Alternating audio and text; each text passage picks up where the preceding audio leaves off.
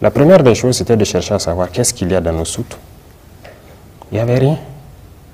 Il n'y avait rien. On ne pouvait même pas trouver 200 Kalachnikov en réserve.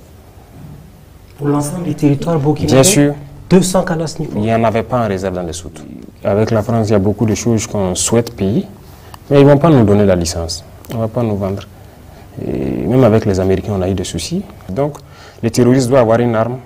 Ils nous tirent dessus. Bon, nous, on ne doit pas avoir ce qui tue.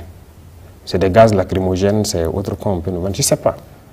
Si nous sommes en guerre et que nous avons des populations qui meurent, on veut se défendre, et vous refusez de nous vendre ce qui est létal, vous n'êtes pas nos amis. Monsieur le Président, quelques faits marquants de notre diplomatie, c'est la cristallisation des relations entre le Burkina Faso et la France et notre rapprochement avec la Russie. Ah, bien. Les derniers événements, Monsieur le Président, c'était les 26 et 27 septembre, avec notamment ce qui s'est passé au Burkina Faso. Vous avez fait un tweet en disant « Je rassure de ma détermination à conduire la transition à bon port, en dépit de l'adversité des différentes manœuvres ».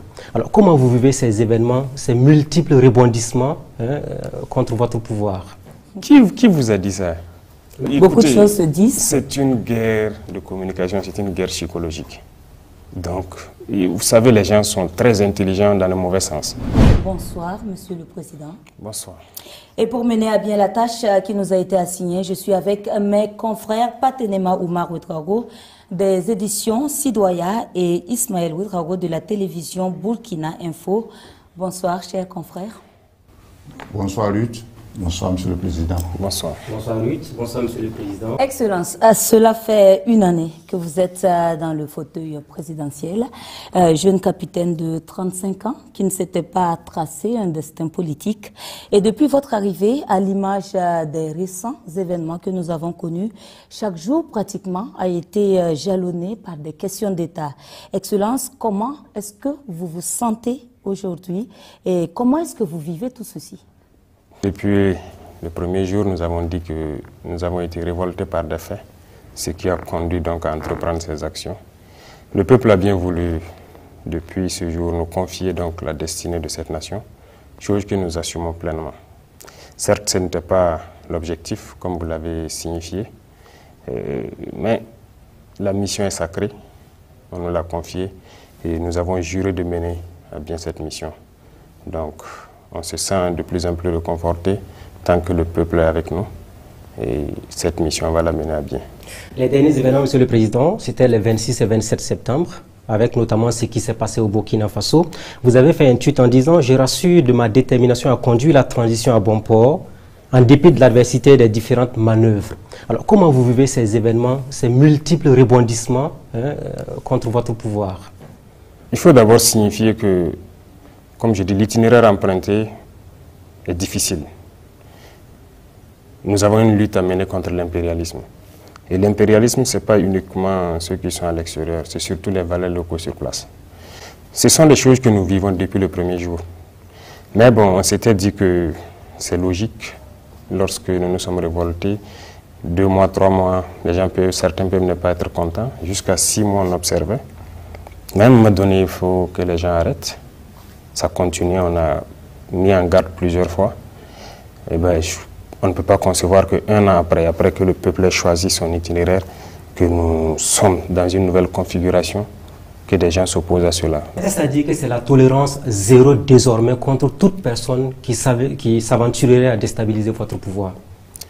Ne dites pas notre pouvoir, je dirais toute personne qui voudrait, c'est-à-dire se mettre en travers de la marche de ce peuple-là. Il n'y aura pas de sentiment. Ça, c'est terminé. Nous avons assez sensibilisé, nous avons assez parlé aux gens. Et voilà. Ce n'est pas comme si on ne les connaît pas, nous les connaissons. Certains sont venus ici, nous les avons dit. On vous flatte. L'impérialisme n'a pas d'amis. Peut-être que certains se sentent obligés parce qu'ils ont peut-être des serments qu'ils ont prêtés avec les impérialistes et il les faut aller au bout. C'est fini. C'est fini. Monsieur le Président, des sous-officiers, des officiers aujourd'hui, est-ce que toutes ces arrestations ne montrent pas qu'il y a un malaise au sein de notre armée au Burkina Faso? Pas de malaise. Ce sont des individus manipulés. Voilà. Il n'y a pas de malaise. Les hommes se battent au front. Il n'y a aucun malaise.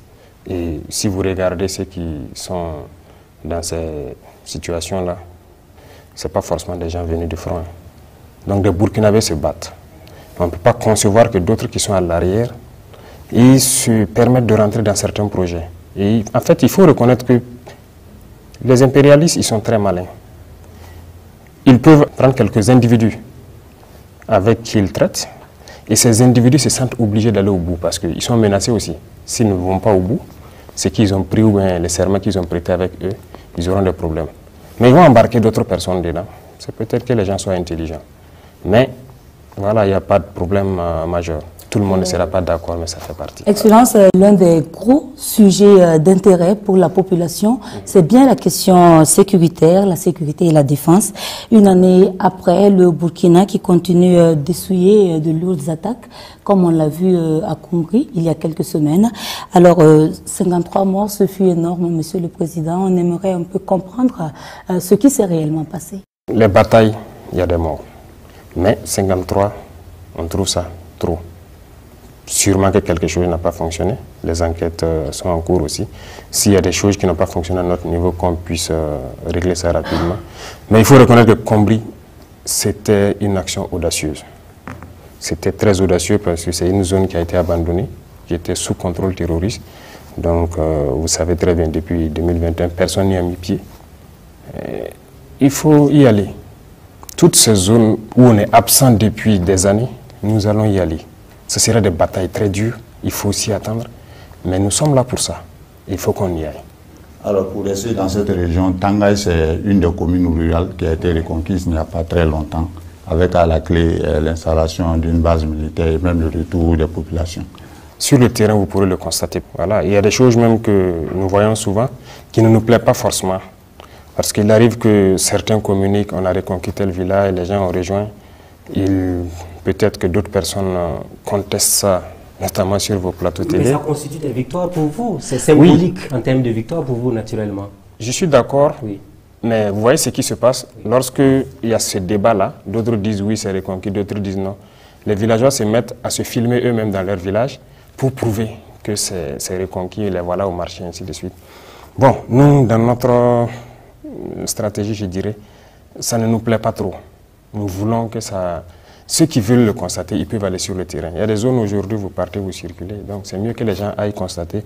Mais on ne veut pas que les gens s'exposent en se filmant et puis en montrant. Le Premier ministre a dit il y a quelques mois qu'on était à 60% de couverture du territoire. Quelques mois plus tard, nous sommes à 1 an de votre pouvoir, du MPSR2. Vous pouvez quand même donner une idée de la reconquête du territoire burkinabé à l'ensemble des citoyens qui nous regardent. Il n'y a pas cette partie du Burkina où nous ne pouvons pas mettre pied. Les populations de Djibo, de Dori qui nous regardent diront nous sommes sous blocus, il faut des convois pour venir vers nous. Oui, même si demain nous sommes à 100%, on fera peut-être des escortes, on va protéger nos itinéraires. Parce que c'est une guérilla, c'est une guerre. 2, 3, 4 individus sortent et voilà, commettent des dégâts sur quelques camions et puis ils disparaissent. Et voilà, donc on va toujours protéger nos itinéraires, on va toujours escorter nos commerçants et tous ceux qui se déplacent. Alors l'une des plaintes, c'est le temps que ça met. Je prends l'exemple de la ville de Nouna qui a été ravitaillée rien que le mardi, mais là on a mis pratiquement 1 mois pour ravitailler cette localité-là. Bon, peut-être le délai est dû peut-être aux conditions du terrain. Avec la saison, peut-être c'est pas facile. Et la planification des missions, donc dans ces situation-là, ce n'est pas aussi simple.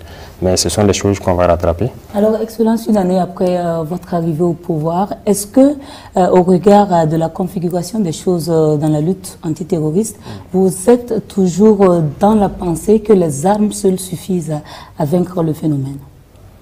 Nous ne sommes pas dans les armes seules. Nous sommes dans la communication aussi, n'est-ce pas? On a fait comprendre que nous connaissons le problème et que les gens devraient s'abstenir de se lancer donc dans ces mouvements-là, parce qu'on sait ce qui a amené les gens à prendre les armes, éventuellement à rejoindre les camps de ces criminels-là. Ça, c'est de la communication. On a assez communiqué pour les dire de se soustraire de cette lutte-là, parce que nous savons ce qui a amené ça. Voilà. On a sensibilisé beaucoup, ça fait une partie. Les armes, ça fait bien sûr partie, mais il y a le développement aussi. Donc nous avons lancé les deux volets en même temps. On crée de l'emploi, on crée des opportunités. C'est ça l'objectif. Est-ce que les Burkinabés qui ont pris des armes contre leur pays, vous êtes prêts à faire des démarches, même si elles sont souterraines, parce que le retour de la paix n'a pas de prix? démarche souterraine, je ne sais pas. Vous parlez des négociations éventuellement ou des dialogues avec certains Burkinabés? On ne les connaît pas. Qui les connaît? On ne les connaît que lorsqu'ils apparaissent avec les armes et voilà. Donc, on ne sait pas avec qui on va dialoguer. C'est pour ça justement qu'on parle sur les antennes, pour que chacun puisse comprendre que ce n'est pas la bonne formule et qu'ils doivent arrêter. Mais si les gens ne déposent pas les armes, voilà, on passe par la manière des armes aussi. Alors, il y a environ 5 mois, vous disiez que la guerre était au stade de l'introduction. Alors, à ce jour, la guerre est à quel niveau? Je dirais qu'on est toujours à l'introduction, parce que l'équipement qui doit venir, ça commence un peu. On n'est même pas à 10% d'abord. La guerre n'a pas encore commencé? Nous sommes à l'introduction, comme on l'a dit. Les opérations sont plus aériennes et souvent aéroterrestres. Nous avions beaucoup de soucis. Que ce soit l'effectif, l'organisation, l'équipement, ce n'était pas ça. On se disait qu'il y avait de la logistique, des armes et tout, mais on ne voulait pas nous donner. Mais on est arrivé, on a constaté que ce n'était pas le cas. Il n'y avait rien, les gens n'ont pas préparé la guerre. Pendant que ça fait des années de guerre. La première des choses, c'était de chercher à savoir qu'est-ce qu'il y a dans nos soutes. Il n'y avait rien. Il n'y avait rien. On ne pouvait même pas trouver 200 Kalachnikov en réserve. Pour l'ensemble des territoires burkinabés? Bien sûr. 200 Kalachnikov? Il n'y en avait pas en réserve dans les soutes. Okay. On a envoyé des missions à aller vérifier. Vous pouvez aller, vous êtes des journalistes, allez-y au niveau du matériel, vous les demandez en octobre qu'est-ce qu'il y avait, quelle quantité de munitions il y avait. On ne pouvait pas communiquer. Ce n'était pas nous en son temps qui allons sortir et dire ok, nous on croyait que, mais c'est pas ça, c'est une information qu'on donne aux terroristes. Il fallait s'équiper, être à un niveau. Aujourd'hui, je peux le dire, parce que nous avons au moins 10 000 fois peut-être cette quantité aujourd'hui. Donc, Excellence, à quand pourrons-nous véritablement estimer le début de cette guerre? Ça a débuté, comme je l'ai dit, parce qu'il y a eu quand même de l'équipement qui est venu, nous sommes à l'introduction. Voilà, donc vous avez attendu le développement maintenant? Oui, ne vous en faites pas. Vous ferez partie des grosses missions dans les jours à venir. Avec plaisir, Excellence. Je voudrais qu'on reste là-dessus une fois encore. Vous avez dit au début, c'était des petits problèmes logistiques et de considération de la vie humaine. Est-ce qu'une année après, vous maintenez les mêmes propos? Je dirais même, pire que ça. Parce que nous n'avons pas compris comment on n'a pas pu s'équiper, avoir un minimum pour faire la guerre. On était très surpris de voir qu'on n'avait rien. Même le côté logistique, les gens quittaient, lorsque vous voulez organiser des opérations dans un groupement, vous quittez Kaya ou Bobo pour venir à Ouagadougou. Vous gagnez quelques 5-7 pick-up, vous êtes content, vous repartez, vous faites, et vous venez réintégrer ici. Aujourd'hui, aucun groupement ne vient à la portion centrale pour chercher ses moyens. Ils ont tous leurs moyens, ils font leurs opérations. C'est en un an. N'est-ce pas l'occasion pour vous de faire la lumière sur l'audit au niveau des forces armées? Parce que vous avez dit qu'il n'y avait rien. Tout cet argent qu'on investissait, finalement, dont on parlait, est-ce que vous êtes prêt à faire toute la lumière? Parce qu'il faut quand même faire un audit pour comprendre pourquoi on n'avait pas des armes alors qu'on était en guerre depuis près de 7 ans. Il y a une justice militaire, et il y a même la justice civile. Il y a beaucoup de structures de contrôle. Nous avons donné le temps. Et je pense qu'on est même allé loin. Vous avez vu entre-temps une réorganisation dans la justice militaire. Est-ce que vous avez cherché à comprendre ce qui s'est passé? On va même réorganiser parce qu'il y a des dossiers qui sont là-bas. On dit qu'il faut que ça avance vite. Il faut que les Burkinabés sachent ce qui se passe. Les officiers milliardaires en question, vous en avez parlé. Est-ce que vous allez les traquer jusqu'à leur dernier retranchement afin qu'ils rendent au peuple ce qu'ils ont pris indûment? Ce que je souhaite même, ce n'est pas les officiers seulement qui sont fautifs dans cette affaire. Il y a des militaires et il y a des civils. Vous savez très bien. Vous savez qu'il y en a qui ont été découverts, mais est-ce qu'ils ont été jugés? Rien. Allez-y aussi demander à la justice, faites vos enquêtes, demandez-leur quelle est la situation. Parce que je pense que lorsqu'il y a des situations comme ça, il y en a même qui ont... Voilà, il y a des structures de lutte contre la corruption qui ont porté plainte contre certains individus dans ce pays, allant dans ce cadre-là, mais il n'y a rien eu, non. Excellence, on va s'intéresser également à celle au sein de l'armée. C'est un aspect qui vous tient à cœur, mais il y a également un volet important sur la cohésion et l'entente au sein de cette armée. Bien avant votre arrivée, plusieurs observateurs avaient fait cas de division et de gestion clanique au sein donc de notre armée. Mythe ou réalité? Et si réalité, est-ce que vous êtes parvenu à restaurer la cohésion? Ce que je vous dis, la question de cohésion, il faut le prendre sur plusieurs angles. D'abord, on a dit une armée qui combat par, non, on aime dire par cotisation, c'est compliqué. Quand on dit unité, je pense que c'est du français. L'unité, ça fait un. Mais l'armée, c'est des unités. mais on n'avait pas d'unité en tant que telle. Juste quelques unités constituées. Donc il fallait se réorganiser. Aujourd'hui, nous avons plusieurs bataillons. Des hommes qui sont ensemble, qui se connaissent très bien et qui travaillent ensemble. Ça déjà, la cohésion commence par ça. Lorsque vous êtes ensemble, vous vivez ensemble, vous affrontez les terrains ensemble, vous ne pouvez qu'être unis. Donc nous sommes dans cette phase et tous les combattants sont unis. Ils sont dans des unités et ils sont en bonne cohésion. Ce que vous entendez un peu par-ci par-là des problèmes de cohésion, je dirais que ce n'est pas des problèmes en tant que tels. Voilà, c'est des individus. Vous savez, il y en a qui ne croient pas du tout qu'on peut aller nous-mêmes. Pour vous dire clair, lorsque nous avons décidé de nous séparer de certains partenaires, il y a des officiers qui ont carrément écrit, les fiches sont là. D'autres sont venus nous voir, on ne va pas tenir un mois. En fait, ils sont pessimistes, ils ne croient même pas en eux. Donc ces gens vont véhiculer des messages. Voilà, en ville et tout, il y a problème de cohésion, on n'est pas d'accord avec ça. Non, on tient. Quel avenir pour la gendarmerie nationale? Comme vous êtes là, vous pouvez le dire publiquement devant les citoyens. Elle va exister, il n'y aura pas de projet éventuellement au niveau de la gendarmerie? Qu'est-ce que la gendarmerie a fait de mal? S'il y a des individus à la gendarmerie qui font du mal au peuple, ils vont répondre. Voilà. Si demain c'est toute la gendarmerie, je ne peux pas vous dire aujourd'hui, mais pour l'instant, c'est quelques individus à l'intérieur de la gendarmerie qui sont manipulés. Donc vous le rassurez, la gendarmerie ne sera pas dissoute comme le disent certaines langues. Qui vous a dit ça? Beaucoup de choses se disent. C'est une guerre de communication, c'est une guerre psychologique. Donc, vous savez, les gens sont très intelligents dans le mauvais sens. Voilà, c'est des fuites en avant. Ils s'imaginent ce qu'on va faire si jamais, si jamais, si jamais. Voilà, donc je dirais aux gens de ne pas s'intéresser à ces propos-là.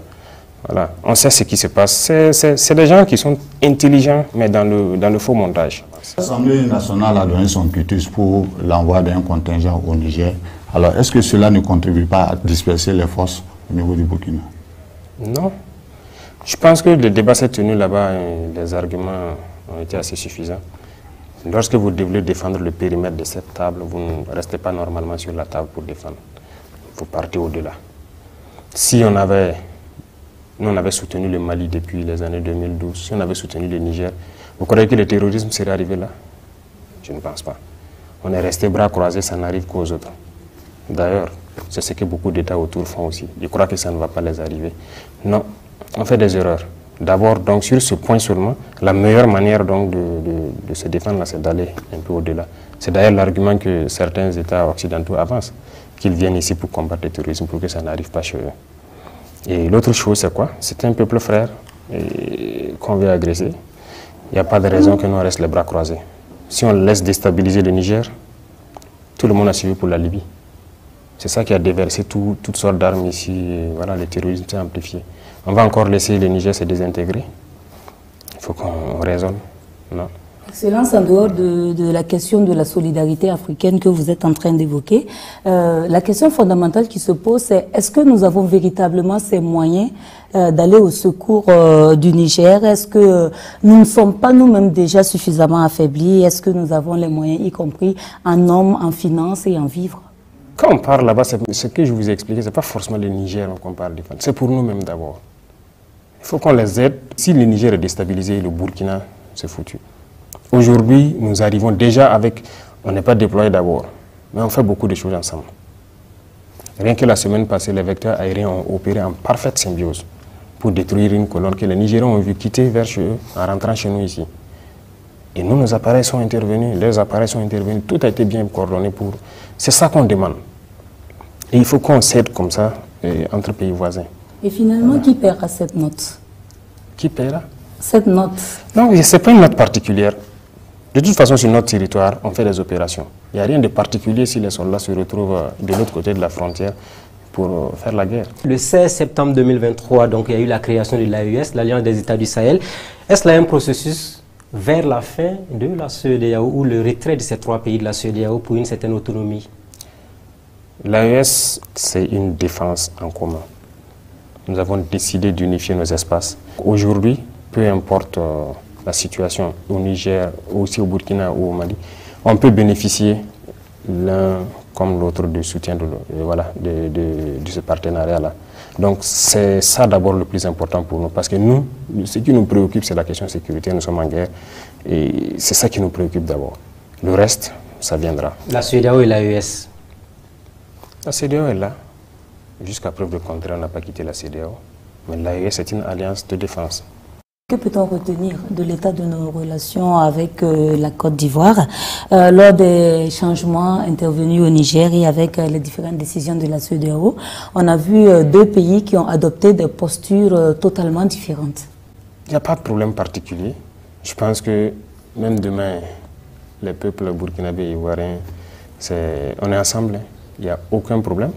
Mais les politiques peuvent différer, comme sur ce cas précis où ils ont décidé, les politiciens ont décidé une certaine posture. Nous sommes dans une certaine posture.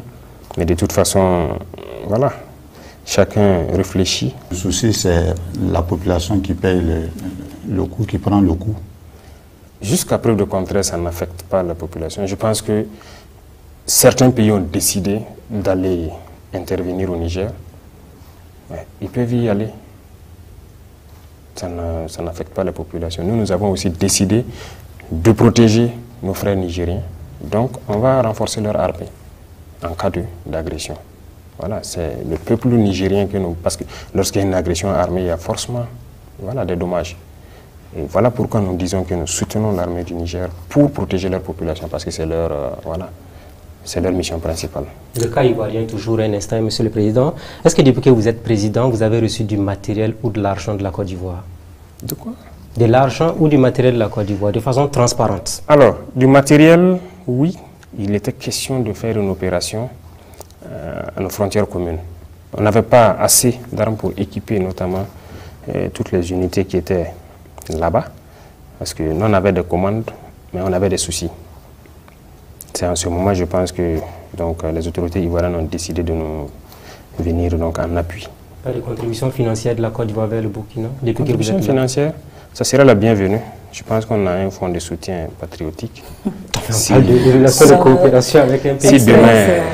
Est-ce que vous pouvez nous dire qu'il n'y a pas de nuage entre les autorités burkinabées et celles de la Côte d'Ivoire de façon pragmatique? Nous avons vu certaines sorties et nous essayons nous-mêmes de comprendre. Jusqu'à preuve de contraire, je ne pense pas que les autorités burkinabées ont fait des sorties pour agresser verbalement ou quoi que ce soit les autorités ivoiriennes. Mais nous avons vu par contre des sorties d'autorités ivoiriennes. On a vu les sorties du président de l'Assemblée, on a vu beaucoup d'autres choses qui malheureusement ont parlé du Burkina négativement, mais nous n'avons pas répondu. Voilà, parce que nous avons jugé que c'est des opinions d'individus, mais ce n'est pas l'opinion du peuple ivoirien. Voilà, donc on a décidé, mais jusqu'à preuve de contraire, ici, il n'y a pas une seule autorité qui a fait une sortie parlant de la Côte d'Ivoire. Une lucane sur les Burkinabés qui vivent en Côte d'Ivoire. Vous, en tant que président, est-ce que vous avez un message à leur adresser? Parce que beaucoup sont intéressés à rentrer au pays pour lutter, pour défendre le territoire ou encore financièrement apporter leur contribution. Beaucoup sont déjà rentrés, qui sont sur le terrain.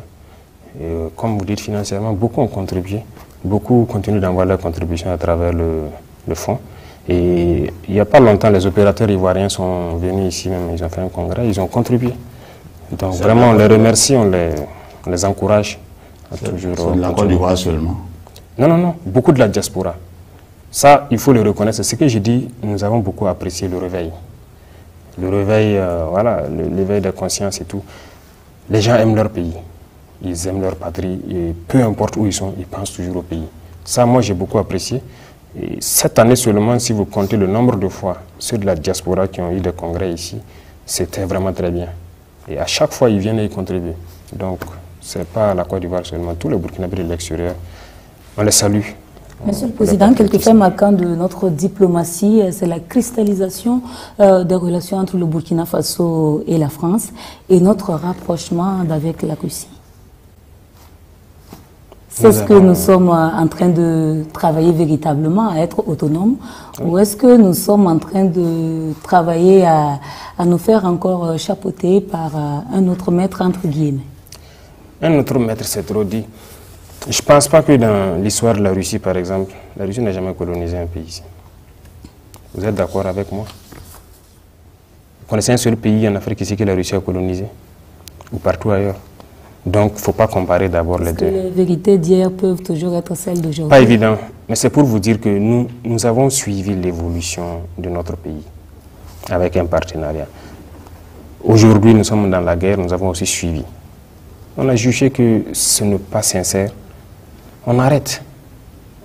Pourquoi depuis 1960 jusqu'à aujourd'hui, soi-disant indépendance, vous savez bien qu'il y a beaucoup de mots. Ça ne va pas. On produit beaucoup, on a toutes les richesses, mais pourquoi ça ne va pas? Il y a quelque chose qui ne marche pas. Nos matières premières sont exportées.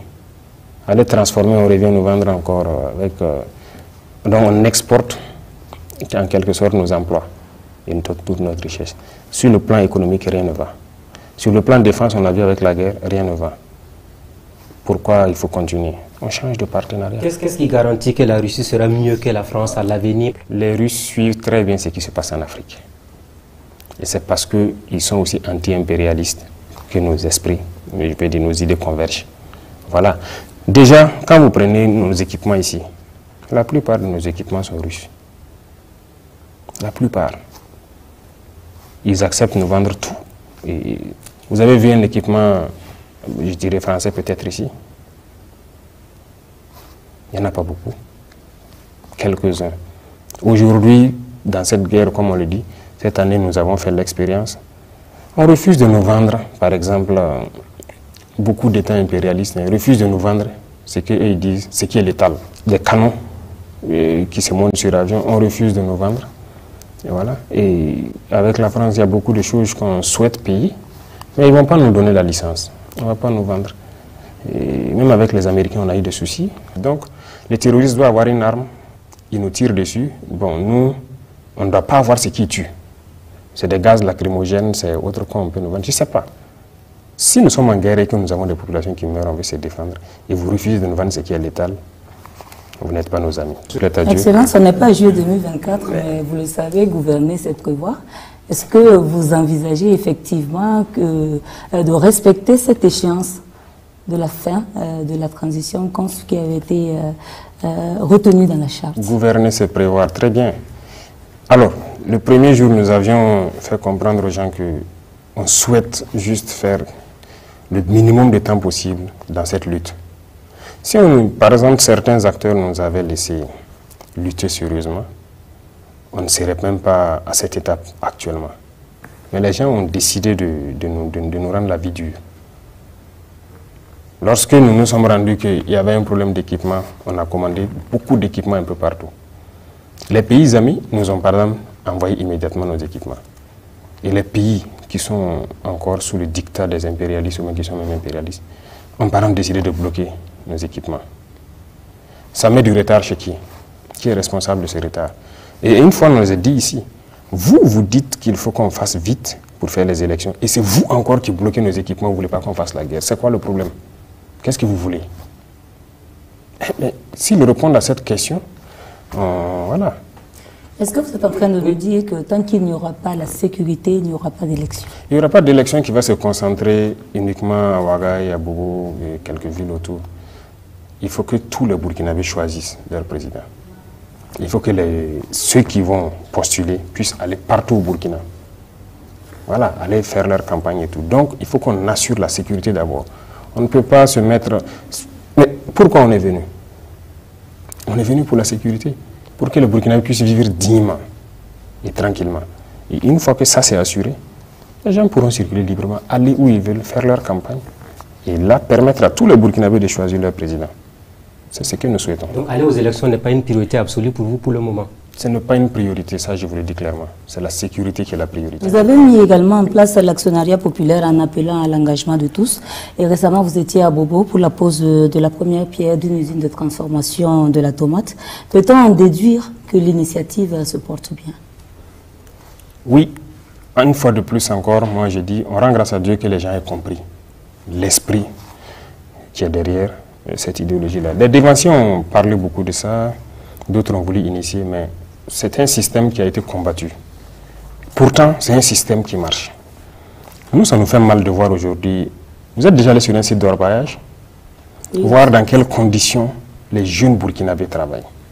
Le courage qu'ils ont de faire ça. Par exemple, on veut semi-mécaniser ça un peu.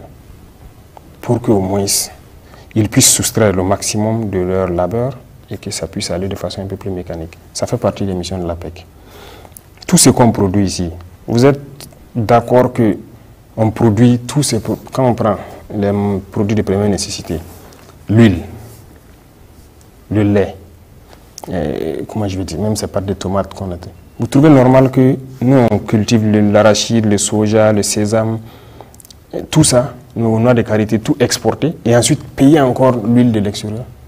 Est-ce que c'est normal? Vous trouvez normal qu'on laisse nos producteurs produire la tomate, que des gens viennent d'ailleurs, la caisse qu'ils pouvaient vendre à 30 000 ou combien? On paye à 1000 francs, on part, on transforme en pâte, on revient nous vendre. Non, ça va, on a réfléchi, on a pensé. Il faut qu'on ait beaucoup d'entreprises de ce genre-là, pour la transformation, pour la mécanisation, pour en tout cas beaucoup de choses. Comment financer? On a pensé à ce modèle, et le peuple finance.